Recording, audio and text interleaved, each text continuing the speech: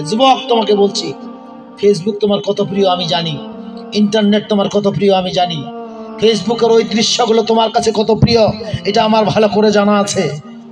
23 পারা মুখস্থ করেছে ছেলেটা, গতকালকে আমাকে বললো হুজুর একটু ওয়াজ শোনান।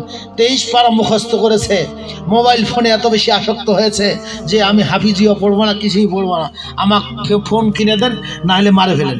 কত বড় আসক্ত হলে এমন বলতে পারে?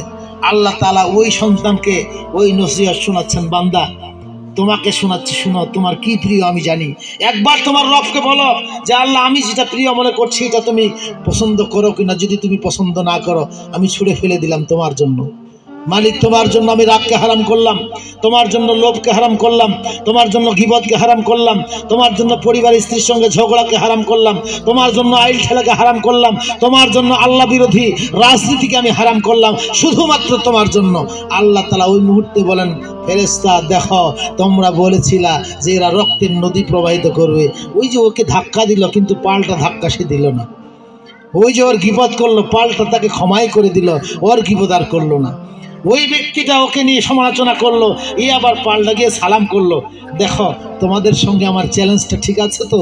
আমি যাহা জানি তোমরা তাহা জানো না। মনে রেখো আমার বান্দা কিসের আশায় তার রাতের গভীরের তার আপন জনকে, তার যেই মানুষটাকে সে ভালোবাসে অবৈধভাবে এটা ত্যাগ করলো। রাত গভীরে চুরি করার ইচ্ছা ছিল, করলো না। ঘুষ খাওয়ার শক্তি ছিল, ঘুষ খাইলো না। অভাবে আছে, সুদ নিল না। আমার বান্দার উপর আমি খুশি হয়ে তার গুনাহ তো মাফ করলাম। আমার বান্দা কিসের আশা এটা করলো, আমাকে একটু জবাব দাও। ফেরেশতারা তখন বলে, আল্লাহ তোমাকে খুশি করার জন্য তোমার বান্দা এমন করেছে, তোমাকে খুশি করার জন্য রাগটাকে কন্ট্রোল করেছে, ঘুষ ত্যাগ করেছে। আল্লাহ তখন বলবেন ফেরেশতাদেরকে, আমার বান্দাকে কি দিলে আমার বান্দা খুশি হবে?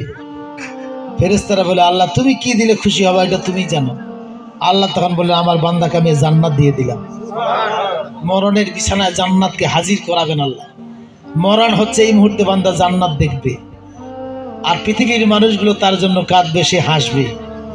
আল্লাহ তাআলা বলেন, আমার বান্দা যখন আমার জন্য কোনো অন্যায় ত্যাগ করে, যে কোনো অন্যায় ত্যাগ করে, সঙ্গে সঙ্গে আমি ফেরেশতাদেরকে বলি, আমার জান্নাতের দরজা খুলে দাও আমার বান্দার জন্য, খুলে দাও। আমার বান্দা যেদিন মরণ হবে সেদিন জান্নাতের নাজ নিয়ামত তার দুই ধার দিয়ে নামিয়ে দাও, সাত আকাশ জান্নাত দিয়ে সাজিয়ে দাও। সে যখন আসবে সে যেন দুই ধারে জান্নাতের দৃশ্য দেখতে দেখতে আসে। পৃথিবীর বুকে অনেক নেতা, অনেক প্রধানমন্ত্রী যখন রাস্তা দিয়ে যেত তখন গেট সাজানো হতো, দুই ধারে লাইন ধরে দাঁড়াতো, ফুলের মালা নিয়ে দাঁড়াতো।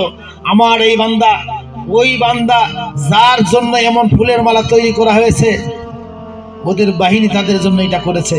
আমার বান্দা আমাকে খুশি করেছে, আমার ফেরেশতা দিয়ে আমি দুই ধারে লাইন করে দাঁড়িয়ে তাদেরকে জান্নাত সম্ভাষণ জানাবো।